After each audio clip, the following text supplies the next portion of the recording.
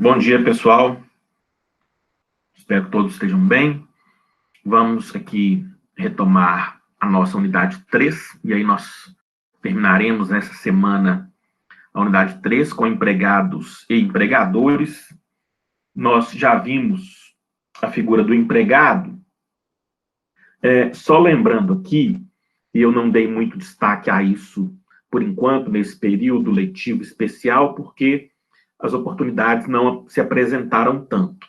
Mas só para lembrar, ou para afirmar, que o trabalhador, quando preenche os requisitos fáticos jurídicos, ele será tratado e será chamado por nós sempre de empregado.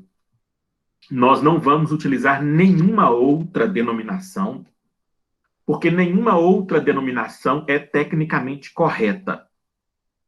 Então, se você tem os requisitos do artigo 3º, ou se você tem os requisitos da Lei Complementar 150, ou se você tem os requisitos da Lei 5889 de 1973, a figura jurídica é empregado. Sempre. Nunca funcionário, nunca colaborador. Nada disso. A denominação correta é empregado. O uso de terminologia incorreta na disciplina acarretará perda de pontos em avaliações discursivas. Nós jamais usaremos outra terminologia para designar o trabalhador destinatário da proteção que não seja empregado. Muito bem.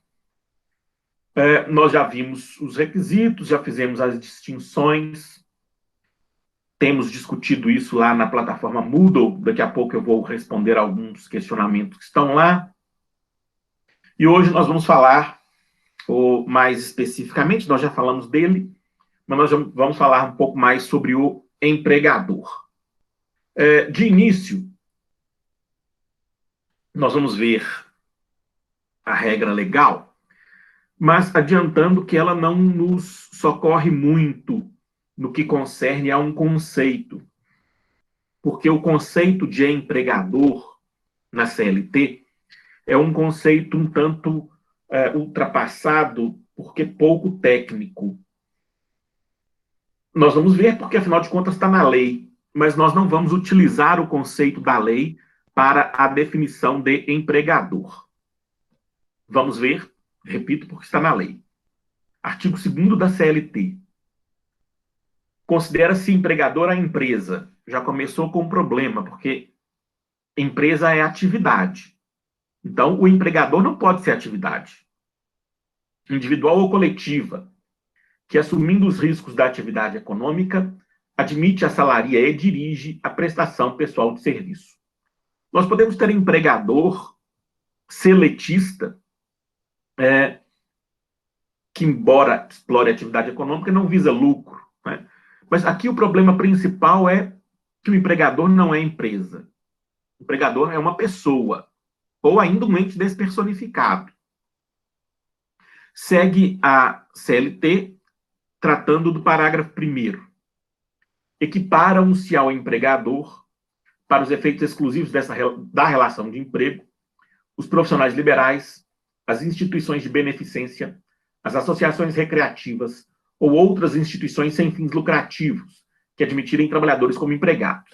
Na verdade, não existe, tecnicamente, a figura do empregador por equiparação, que é o que parece ter tentado o legislador em 1943, ao estabelecer a regra geral do artigo 2º, fundado esse dispositivo na atividade econômica, e o parágrafo 1º como uma equiparação. Na verdade, não há isso. O que é que nós temos e nós vamos praticar aqui e que nós vamos aplicar? Empregador é qualquer pessoa, física ou jurídica, ou ainda um ente despersonificado que contrate empregado. Então, nós vamos perceber a figura do empregador, e aqui estou tratando especificamente do seletista, mas serve também para os demais, como uma pessoa, física ou jurídica, ou ainda ente despersonificado, que contrate empregado.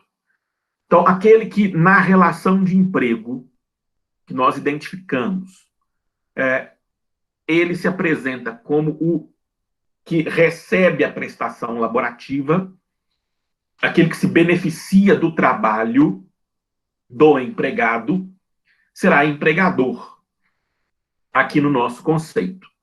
Então, também é importante que nós façamos algumas distinções. Então, como eu disse, o empregador, ou ele será uma pessoa física, estou dizendo aqui o empregador seletista, tá, gente?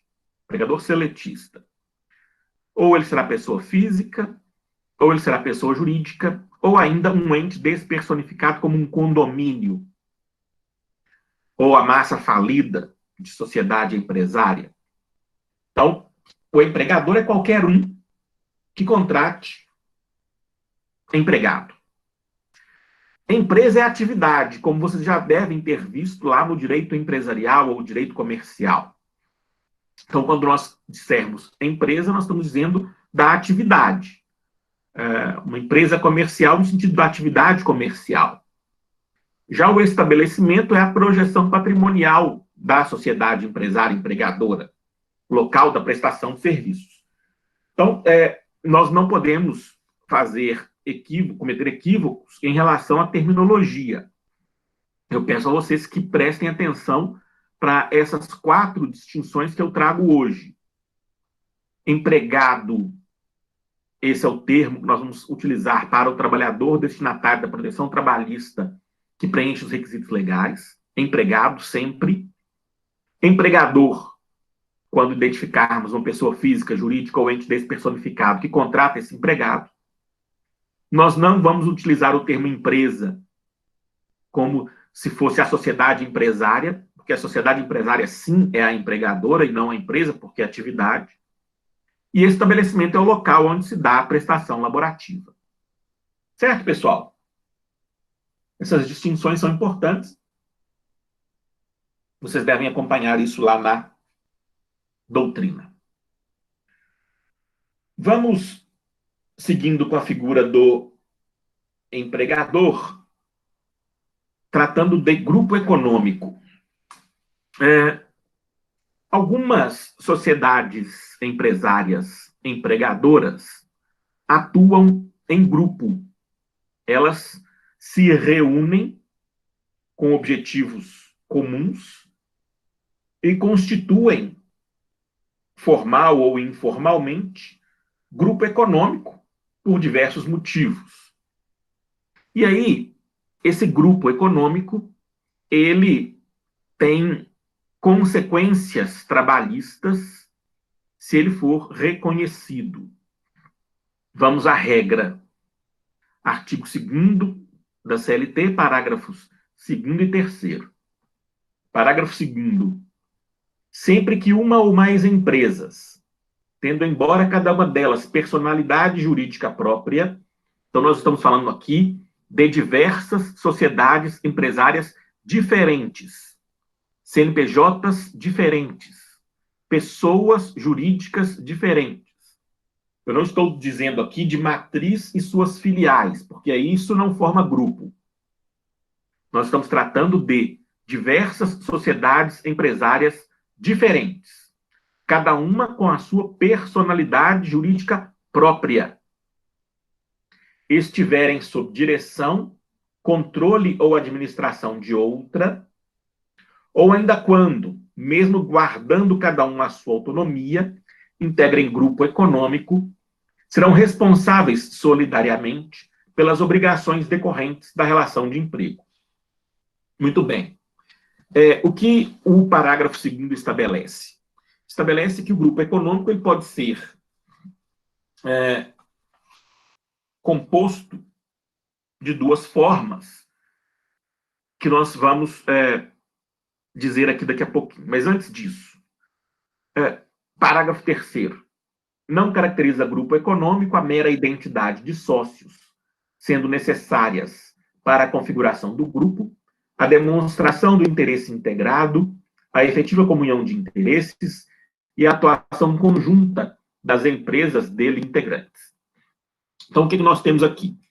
Qual é o objetivo trabalhista? Obviamente, nós não vamos pesquisar outras repercussões de um grupo econômico que não sejam as repercussões trabalhistas. Então, qual é o objetivo da caracterização do grupo econômico? Está lá no parágrafo 2º. Serão responsáveis solidariamente pelas obrigações decorrentes da relação de emprego. Por que isso? Muitas vezes, nós vemos sociedades empresárias pobres, com pouco patrimônio, compondo grupos econômicos ricos. Então, pode acontecer, e aí isso interessa lá no processo do trabalho, na prática, né? Primeiro, uma primeira análise, na análise do objetivo, interessa lá no processo, porque quando dá execução, quando dá satisfação do crédito, o trabalhador precisa encontrar patrimônio.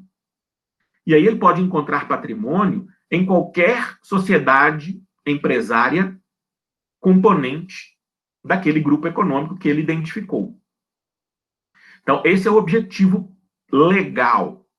Nós vamos ver que a jurisprudência extrai desse objetivo legal um outro objetivo que interessa ao patrão, mas nós já chegaremos lá. Então, a regra legal foi estabelecida, foi criada para facilitar a satisfação do crédito trabalhista. Se eu posso buscar a satisfação do crédito em 3, 4, 5 patrimônios, né, estabelecimentos, por que é que eu vou buscar num só? Né? Se eu caracterizo o grupo econômico, a satisfação do crédito pode recair sobre qualquer sociedade empresária componente desse grupo econômico. Então, esse é o objetivo legal. Nós temos que ter, necessariamente, para a caracterização do grupo econômico, estrutura empresarial. Então, os diversos integrantes do grupo econômico serão sociedades empresárias. Quando o parágrafo 2º diz que uma ou mais empresas, deveria ter dito sociedades empresárias, né? Cada uma delas com personalidade jurídica própria. Então, nós temos que ter, para que nós possamos alcançar patrimônio, a identificação de diversas sociedades empresárias diferentes. Então, todas elas com estrutura empresarial. Conceito também de direito empresarial ou direito comercial. Então, nós identificamos lá as diversas sociedades empresárias componentes de um dado grupo econômico. Nós temos que identificar se existe entre essas diversas sociedades empresárias que eu identifiquei um nexo relacional. Se elas se relacionam de algum modo para que fique claro, comprovado o grupo econômico. Esse nexo, ele pode ser de direção, mas ele também pode ser de coordenação. O nexo de direção, ele é mais simples de se provar no processo. Embora o processo não seja objeto do nosso estudo, esse tema repercute naturalmente no processo. Mas o nexo de direção, ele é mais simples. Você tem uma sociedade empresária controladora e diversas sociedades empresárias controladas. Então, tem uma sociedade empresária que detém controle, que a doutrina chama de hierárquico, em relação a outras sociedades empresárias com personalidade jurídica, cada uma própria. Como eu disse, esse nexo de direção, ele costuma deixar documento, registro, né? Estatutos, controle acionário. Então, essa direção, tem uma sociedade empresária que manda, tem outras sociedades empresárias que cumprem as determinações da sociedade empresária controladora. Essa estrutura, normalmente, é de mais simples verificação.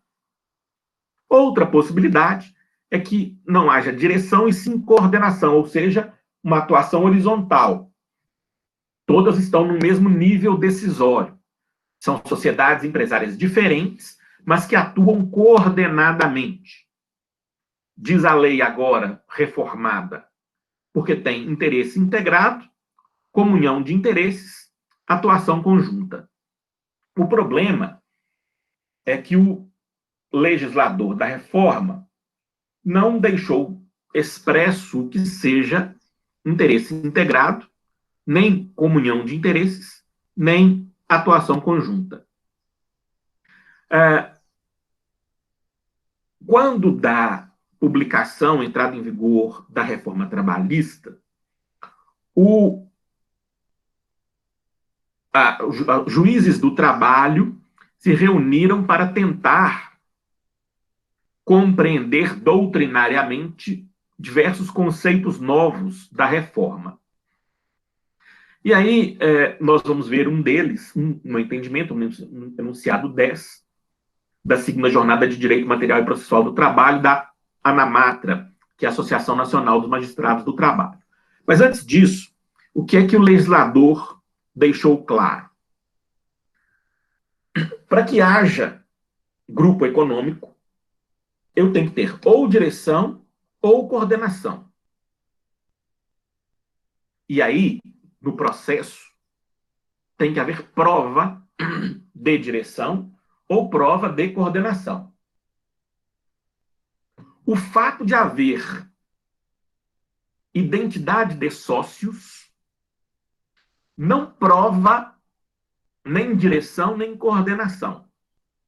Então, se a única prova que houver nos autos para sustentar grupo econômico é que fulano de tal é sócio de todas as sociedades empresárias arroladas como grupo, esse fato, para o legislador da reforma, não será suficiente como prova de grupo econômico. Então, o que o legislador disse é que a mera identidade de sócios não é suficiente para provar direção nem coordenação. Seja esse sócio pessoa física, seja esse sócio pessoa jurídica. Por que que o legislador fez isso? Para tentar dificultar a comprovação da existência de um grupo econômico. Para evitar que um sócio que tenha participação em diversas sociedades empresárias seja alcançado, no final das contas, em razão de dívida de uma delas. Então, o que a reforma trabalhista fez em todos os seus dispositivos foi melhorar a vida do patrão. E essa é uma estratégia, porque até a reforma trabalhista, a identidade de sócios gerava a presunção de interesse comum, que aquela pessoa física ou jurídica, que é sócia de diversas sociedades empresárias, a presença dela em todas as sociedades empresárias gerava uma presunção de existência de um grupo econômico em torno daquela pessoa. Mas o capital, os patrões não gostavam desse tipo de julgado, não concordavam com a jurisprudência construída até então, e aí a legislação, atendendo a pedidos, afastou isso. Então, vejam, nós estamos tratando aqui de algo restrito, que normalmente tem efeitos lá no processo. Eu não vou usar a identidade de sócios como fundamento único de existência de um grupo econômico, porque isso é vedado pela lei. Por enquanto, até que o Supremo diga sobre constitucionalidade ou inconstitucionalidade disso. Tá, gente? Então, eu vou ter que provar que existe direção hierárquica ou vou ter que provar que existe coordenação empresarial. Não posso fazer essa prova tendo como único fundamento a identidade de sócios. Esse é o comando legal. Certo, gente? Como eu disse,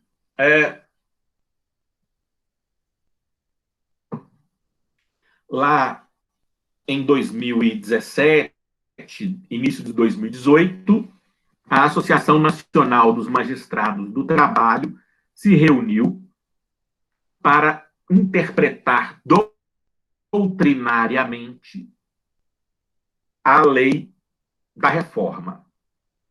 E aí, esses magistrados reunidos na associação, eles divulgaram enunciados que resultaram de diversas reuniões. Esses enunciados, eles têm natureza doutrinária. Eles não são fruto de julgados. Os magistrados se reuniram em reuniões como doutrinadores, como autores de direito do trabalho, como intérpretes ordinários. Então, esses enunciados, e alguns eu vou trazer aqui, eles não fixam jurisprudência. Eles apenas afirmam qual é, na visão da Associação Nacional dos Magistrados do Trabalho, a melhor interpretação em torno de um tema. Só isso, nada mais do que isso. Então, aqui, no caso do grupo econômico, não configurado o grupo econômico na forma do novo artigo 2º, parágrafo 2º da CLT, com a redação dada pela Lei 13.467 de 2017, é possível a integração do direito na forma do artigo 8º da CLT, especialmente considerando sua nova redação, para abarcar situações não disciplinadas pela nova legislação trabalhista. O grupo econômico pode ter natureza societária, obrigacional ou pessoal, bastando apenas a atuação coordenada, conjunta ou coligada das sociedades empresárias. Assim, como tal concepção destina-se à defesa da ordem econômica e da livre concorrência, com mais razão ainda deve ser aplicada à defesa das verbas trabalhistas. O que é que a Ana Matra sugeriu aqui? Se não houver prova do interesse integrado, da comunhão de interesses, da atuação conjunta, pode o direito do trabalho se valer de conceitos de direito empresarial para provar o grupo econômico. Qual é a proposta da Associação Nacional dos Magistrados do Trabalho? É ampliar a possibilidade de prova em torno do grupo econômico, para facilitar, bastando que haja a atuação coordenada ou conjunta ou coligada, na forma fixada pelo direito empresarial. Vamos aguardar, nesse caso e em vários outros da reforma, qual será o posicionamento do Poder Judiciário. Vocês provavelmente discutirão isso mais adiante na disciplina de processo, porque já se fala também em inversão do ônus da prova, que ficaria a cargo do grupo ou dos réus no processo, afastar a existência dos requisitos legais para a configuração do grupo econômico. Então, essa discussão de índole processual, de matriz processual, vocês terão futuramente. Para nós aqui, basta que se comprove direção ou coordenação e haverá responsabilidade solidária das sociedades empresárias componentes do grupo econômico. Isso não costuma ter, como eu disse, repercussão de direito material do trabalho, de direito individual do trabalho, significativa. Por quê? Porque nós vamos, normalmente, afirmar o grupo econômico no interesse do trabalhador lá na execução do processo. Então, é outra discussão, não é de direito individual. Só há um problema relativamente grave no âmbito do direito individual, que é a jurisprudência do TST favorável ao empregador desde sempre. É uma decisão já antiga, é uma súmula antiga, a súmula 129 do TST, que extrai, deixa eu abrir aqui, extrai de um direito do trabalhador, que é o direito a facilitar a execução de seus créditos, o TST extrai dele um direito para o patrão que é até mesmo superior ao direito do trabalhador. Então, vamos lá. O que a lei disse? Só a presença do grupo econômico atrai responsabilidade solidária de todos os integrantes desse grupo econômico com relação à satisfação do crédito trabalhista. Isso é o que está na lei. Só isso. Direito do trabalhador que consegue melhorar sua situação num eventual processo judicial em que ele tem que executar algum patrimônio do devedor. E aí ele reúne vários devedores, componentes do grupo econômico. Então, a percepção aqui da regra legal é muito simples. O que aconteceu há muito tempo? O TST extraiu desse direito do trabalhador um direito do patrão, que é o seguinte: a prestação de serviços a mais de uma empresa do mesmo grupo econômico durante a mesma jornada de trabalho não caracteriza a coexistência de mais de um contrato de trabalho, salvo ajuste em contrário. Então, o que o TST disse? Bom, o legislador não disse, hein, gente? Foi o TST que disse. Bom, se todas as sociedades empresárias, componentes do grupo econômico, vão ter que pagar uma eventual dívida trabalhista do empregado fulano, então, todas essas sociedades empresárias, componentes do grupo econômico, podem explorar o trabalho de fulano. Porque, afinal de contas, quem paga, quem se responsabiliza pelo crédito, pode explorar o trabalho. Vejam que o legislador não previu isso. Poderia tê-lo feito? Poderia. O legislador poderia ter feito. Me parece que não poderia ter feito isso o tribunal, porque o tribunal cria uma súmula que tem conteúdo normativo. Isso, para mim, é regra geral, abstrata, erga omnes pro futuro. Esse conteúdo da súmula 129, ele inova o que não deveria ser feito pela jurisprudência. Mas, ok, é o que temos e isso se aplica, porque, afinal de contas, na Justiça do Trabalho, as súmulas, na prática, não na teoria, né? Na prática, as súmulas assumem um papel de amplo destaque. Infelizmente, as súmulas tendem a valer mais do que qualquer outra norma de verdade no ordenamento jurídico trabalhista brasileiro. Sendo assim, o que nós temos? Imagine um grupo econômico que explore atividade econômica de comunicação. Então, esse grupo tem um jornal impresso, uma emissora de rádio, uma emissora de televisão, um portal de internet. E esse grupo, ele se estrutura por direção hierárquica ou por coordenação empresarial, tanto faz. O que é que um diretor ou qualquer um pode fazer? Olha, senhor jornalista fulano de tal, você, na sua jornada, no seu dia de trabalho, sem horas extras, você vai produzir conteúdo jornalístico para o jornal impresso. Você vai entrar ao vivo na emissora de rádio ao meio-dia. Às 14 horas, você vai comentar alguma notícia na televisão e você vai produzir conteúdo para o portal.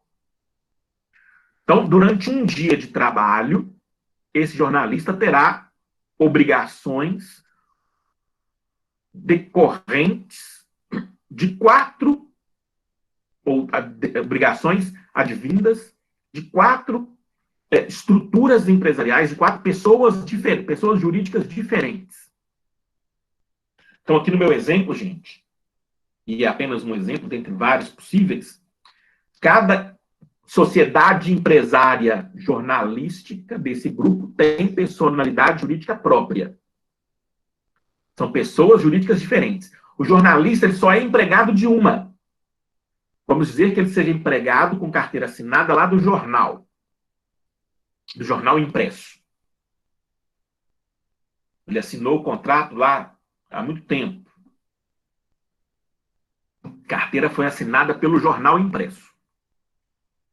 Ele só é empregado seletista formalmente do jornal impresso.